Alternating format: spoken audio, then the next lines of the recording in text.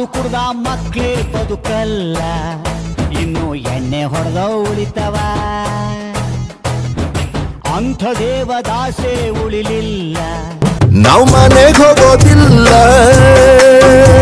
ನಾವ್ ಮನೆಗೆ ಹೋಗೋದಿಲ್ಲ, ನಮ್ಗೆ ಬಾಗಿಲು ತೆಗಿಯೋರಿಲ್ಲ. ಇಲ್ಲ ಇಲ್ಲ ಇಲ್ಲ ಇಲ್ಲ, ನಾನ್ ಮನೆಗೆ ಹೋಗೋದಿಲ್ಲ.